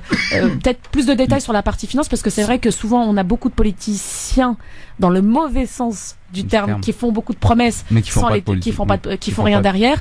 Donc moi, si tu veux, moi le principe que je me suis appliqué d'ailleurs, c'est de dire je ne promets rien que je ne serai capable de mettre en place. Donc est-ce que c'est pareil justement sur cette liste et sur Moustapha Baoui? Sur cette ville, bah après nous on crache pas sur le maire, hein. On fait des bonnes choses. Là on est dans une ville qui est en période de désendettement, donc c'est un projet qui a été chiffré haute et qui est totalement possible. C'est pas quelque chose que j'invente et que j'ai une promesse gratuite. C'est à la disposition des gens sur internet le programme ou pas? Bientôt. D'accord. Donc sur le chiffrage, oui, non, tout a été chiffré. Oui, tout a été chiffré. Tout a été chiffré dans ce qu'on propose. Ça coûte pas énormément, sachant qu'il y a des partenaires interentreprises, comme sur les crèches ou autres. Il y a des subventions de la CAF. Il y a des financements d'État. C'est pas quelque chose qu'on a sorti. Sinon, on aurait sorti un projet encore plus ambitieux. Là, c'est pas de l'ambition, c'est du faisable. On sort pas des choses extraordinaires. On est dans la faisabilité. Ouais. Comme les parkings, on remplace du béton par de l'herbe. Je pense que on est au moins cher. Ouais. Non, Sabrina? Oui. Ah non mais bon, du coup, non, stop. Ousmane Timera pour une question. Merci en tous les cas pour la présentation de votre programme. En tant que personne qui m'intéresse à la politique, qui est lui-même un acteur politique à bien des égards, faire des programmes à mes yeux est quelque chose de simple. Moi, c'est plutôt dans quelle vision ça s'insère. Et je vous avais posé une question, je vous ai dit pourquoi est-ce que les quartiers populaires, ça fait 30 ans, enfin quartiers populaires, les banlieues de manière générale, et les populations issues de l'immigration, ça fait 30 ans qu'on lutte pour l'égalité, qu'on porte un projet fort d'égalité. Pour quelles raisons, selon vous, y a-t-il une impossibilité de la part de ces différents acteurs pour s'unir et créer un véritable mouvement? Un mouvement global qui permet à un moment donné de porter un projet de société, d'être assez puissant pour soutenir les différents candidats et de mobiliser une population autour d'un idéal. Pour quelle raison est-ce que cela n'a pas lieu? Est-ce que vous pourriez l'impulser? Et quelle est la place et quel est le rôle que vous voulez faire jouer à la ville de Créteil en tant que symbole d'une ville qui puisse impulser un nouveau projet de société? Moi, voilà ce qui m'intéresse. Voilà une question à la LGF, monsieur Moustapha. Non, mais en fait, il faut reprendre le contexte. Les gens se désintéressent complètement de la politique. Mais les acteurs? Ils se sentent... Non, mais j'y viens. Les acteurs, ils ont été récupérés par les partis politiques forts. Donc il y a tout de suite, il y a aspiration. Donc nous, on se retrouve à refaire le travail. On a des propositions on a eu des propositions et autres qui n'allaient pas dans notre sens à nous et qui n'allaient pas dans ce sens-là. Nous, ce qu'on veut, c'est recréer ça. Mais à chaque fois qu'on crée un mouvement ou qu'il y a un mouvement qui se fait, il est réaspiré. Donc on recommence, on tourne en rond. Nous, on explique Vous pensez que c'est de la réaspiration? Parce que moi, connaissant de l'intérieur, c'est pas souvent de la réaspiration. Ah, ils sont souvent incapables de s'entendre. Il y a aussi de ça. Il y a aussi de ça. Il y a du désintéressement. Les gens vont vous dire que voter, ça sert à rien. Donc ils sont déçus par des années de promesses et ils s'arrêtent de voter. Maintenant, nous, on veut réimpulser ça. On veut les impliquer. On les intègre dans des listes. On les intègre dans des projets. Je parle des acteurs. Ah mais les acteurs, il y en a plus. Je veux dire, dès qu'il y a une élection, ils sont incapables de créer un mouvement social. Populaire, capable. Mélenchon l'a fait. Bon, Mélenchon, il a quand même il y a des gens qui ont impulsé des nouveaux partis comme la REM. Bon, il a eu beaucoup de soutien. Mais nous, quand même, on a 30 ans, 40 ans d'existence et il n'y a rien, Walou. C'est l'ego de chacun. Dès que vous en avez un qui fait les premiers de l'époque qui ont lancé une liste, dès qu'ils ont commencé, la plupart ont dit, même moi, je peux le faire. Pourquoi pas lui? On se rabaisse les uns les autres. C'est-à-dire qu'on n'est pas capable de dire, on va tous impulser, on va tous aller dans le même sens. C'est de dire, si lui, il est capable de le faire, moi aussi. Mais pas ensemble. chacun de son côté. Mustapha Abaoui, pour terminer, je vous laisse 1 minute pour vous adresser aux habitants de Créteil qui auront le choix le 15 mars prochain de voter pour vous. Pourquoi il faut voter selon vous? À vous de nous expliquer pourquoi il faut voter pour Mustapha Abaoui le 15 mars. Vous avez 1 minute, à vous. Alors rapidement, pourquoi il faut voter? Pas forcément pour moi. Pour moi, ça serait bien, mais bon, pas forcément. Dans tous les cas, votre vote compte. Que vous votiez ou pas, pour certains qui diront que ça sert à rien, faut savoir que les 5% de remboursés, ils sortent de vos impôts, sortent de votre poche. Donc quitte à les payer, autant aller voter. D'autant plus que je vous conseille, moi, c'est de soit si vous trouvez pas de candidat qui vous convient, c'est de créer votre propre liste. Ensuite, c'est de regarder le bilan de chacun. Le bilan, n'attendez pas de voir quelqu'un ou un élu ou n'importe quoi qui débarque quelques mois avant les élections. Regardez le bilan de chacun et investissez-vous dans votre ville. Si vous n'êtes pas capable de trouver un candidat qui vous convient, c'est peut-être vous le bon candidat. Bonne soirée à tous. Merci Mustapha Abaoui, candidat à Créteil donc pour bien cette ville de 91 000 habitants. Le choix, vous pourrez le faire à partir du 15 mars prochain. Et le programme va bientôt être en ligne. Peut-être nous indiquer des réseaux sociaux où on pourra le retrouver. Ouais, sur le site internet. Il s'appelle comment? Créteil 2020. Créteil 2020. Merci Mustapha, à bientôt. Merci à toi. Dans un instant, on révise un peu l'actualité ensemble avec Ousmane Timera et Sabrina Sebaï au travers du quiz. À tout de suite. France Maghreb 2, France Maghreb 2. Et oui, merci d'être avec nous en direct sur France Maghreb 2 dans le grand forum avec Ousmane Timera, avec Sabrina Sebaï. Sabrina qui reste frustrée mais elle n'a pas pu poser d'autres questions. C'est pas grave. Non, ma technique c'était de... C'est pas grave. Il y a oui, les interstices. T'as fait un truc un peu philosophique et non, tout. Moi je suis un dribbleur, tu vois. Je viens, pap. Je m'occuperai de ton cas, ma chère Sabrina, je crois le 12 mars. Tout à fait. C'est ça, le 12 mars. Puisqu'on rappelle que tu es candidate à la mairie de Ivry, mais tu n'es pas là pour ça, évidemment, aujourd'hui. Bien entendu. Alors, c'est parti, messieurs, dames, pour terminer en beauté cette émission. C'est le fameux quiz. Le quiz. Ousmane Timera, Sabrina Sebaï, on parle d'actu évidemment toujours et encore dans cette émission. Au travers de ce quiz, on apprend des choses aussi et on pose des questions et on s'amuse. Alors pour la 3e fois, c'est là ma première question, pour la 3e fois, la Cour d'appel a rejeté la libération de quel politicien français selon vous? Balkany, effectivement. Il a vraiment pas de chance, Patrick Balkany. 3e demande de libération, 3e refus pour Patrick Balkany. Pourquoi pas de chance? qui est candidat d'ailleurs pour sa réélection. Non, il est pas candidat. Il a dit qu'il serait candidat pour sa réélection. Non, ils ont dit qu'ils arrêtaient. Ça y est, la famille Balkany, ils arrêtent. Ça y est, elle a fait la dernière galette des rois et tout, c'est fini. Ah bon? C'est fini, la famille Balkany. Moi j'y crois pas trop. C'est terminé. Voilà. Moi j'y la crois fin pas. d'une mafia. J'attends de voir. On sait pas si c'est la fin d'une mafia, quoi qu'il en soit. Qu'elle sera remplacée par Voilà, c'est ça. La fin des dépôts de liste, c'est le 27 février. J'attends le 27 février. Ouais, peut-être qu'ils ont des hommes, à eux, quoi, tu vois. Des hommes de paille. En tout cas, Isabelle, sa femme, crie au scandale d'État concernant donc le sort de son mari. Premier point, ma chère Sabrina. Quel ministre? On en a parlé tout à l'heure. C'est un point? Il y a des points? Ah, il y a des points. Ah, mais vous m'avez pas mis au courant des règles, moi. Je me suis dit, je vais la laisser répondre et tout. Genre, le galant qui perd. Oh. Quel ministre, on en a parlé tout à l'heure, a annoncé être tête de liste à Tourcoing? Darmanin? Darmanin est une bonne réponse, effectivement.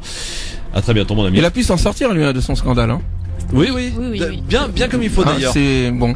On verra. Ça dépend de la tête des gens, quoi. C'est ça. Et il n'est pas le seul, on rappelle, on en a parlé tout à l'heure. Il y a Didier Guillaume, ministre de l'Agriculture, il y a Lemoine, il y a également d'autres personnes qui effectivement veulent faire la course au municipal. 3e question, un partout.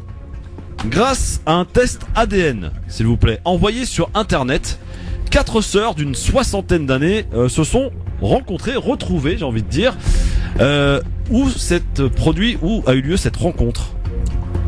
Moi je sais pas. C'est dans une ville de France, une grande ville de France, laquelle? Pas la télé à la maison. Une grande ville de France. Lyon, Marseille. Marseille est une bonne réponse, effectivement. C'est incroyable quand même. Ils se connaissaient pas? Elles se connaissaient pas. Elles ont fait un test ADN. Elles se sont aperçues qu'elles étaient sœurs. Elles ont pas le même père? La même mère, c'est... Ça, je vais pas dans les détails, mon ami. Mais non, je sais qu'elles sont sœurs. Ce qui se passe, quoi. Oui, écoute, a priori, elles sont sœurs. Voilà, savoir si c'est le même père, même mère. En tout cas, elles sont sœurs, quoi qu'il en soit, et elles se sont rencontrées. Elles sont 4.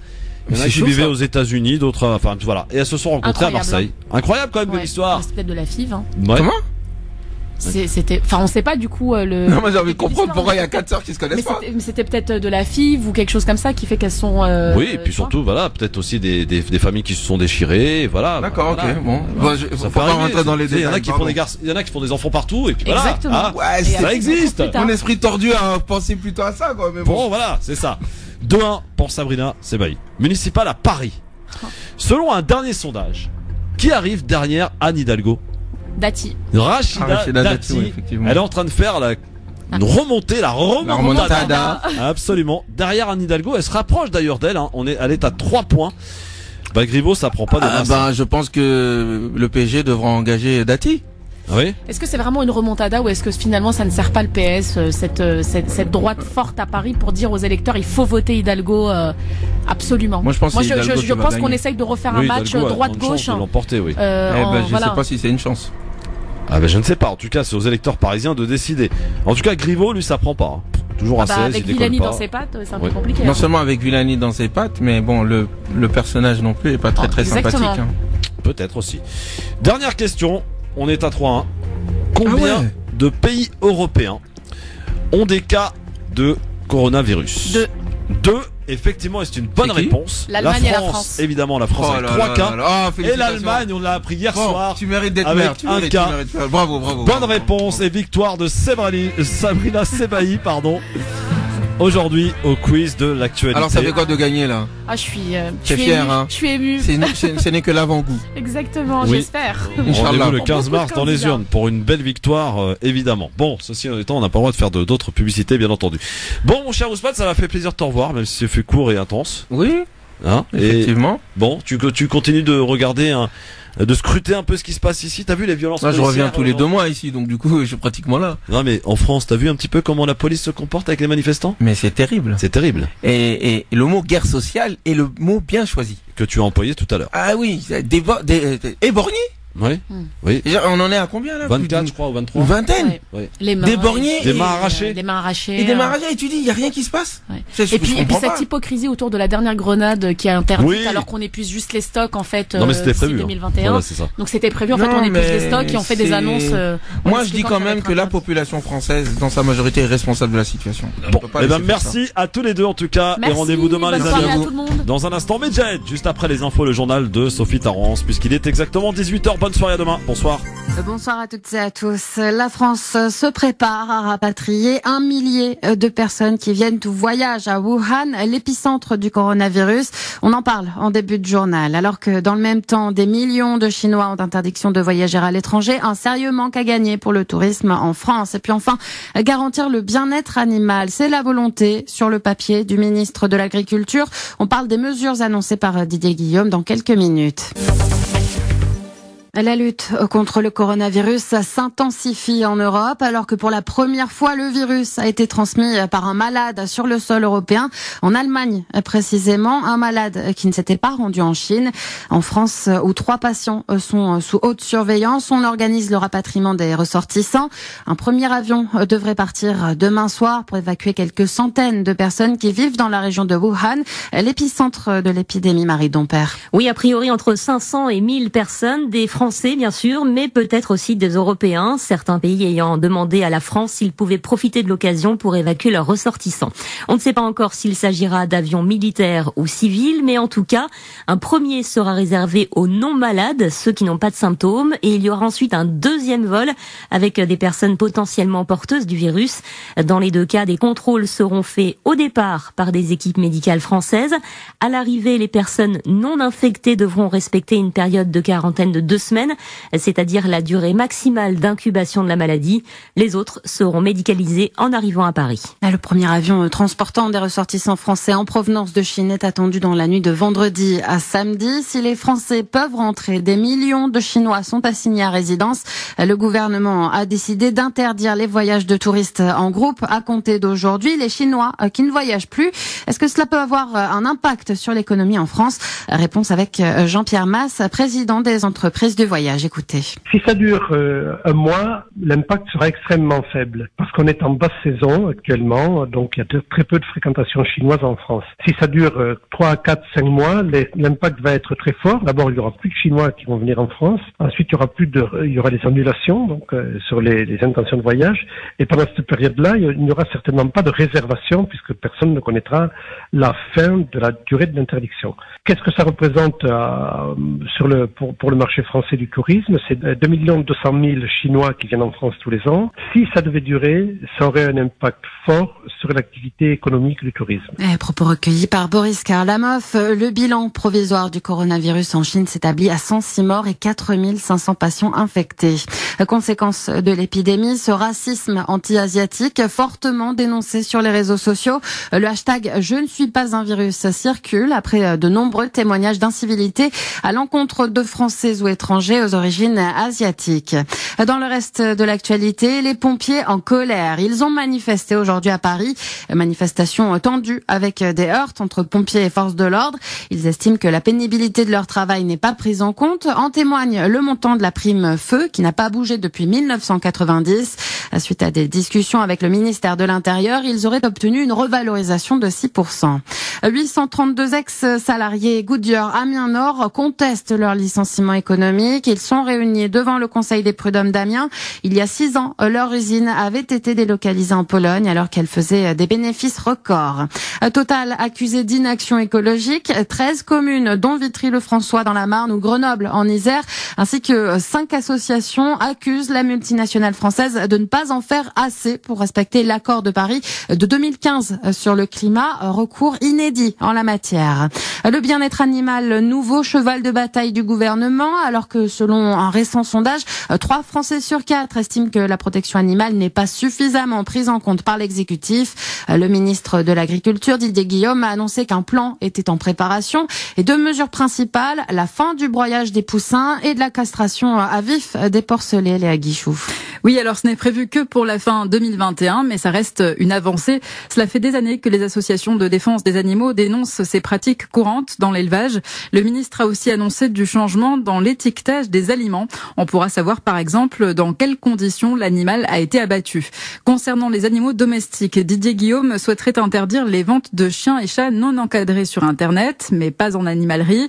Le ministre a aussi botté en touche sur une possible interdiction des animaux dans les cirques ou delphinariums, ce qui fait dire aux associations que ce plan est juste un effet d'annonce à quelques mois des élections. On finit avec du football et le début des 8e de finale de la Coupe de France. 4 matchs au programme ce soir. Angers-Rennes, Belfort-Montpellier, le Petit Poucet, Limonest face à Dijon et le choc entre Monaco et Saint-Etienne. Très bonne soirée à tous. France Maghreb 2, France Maghreb 2.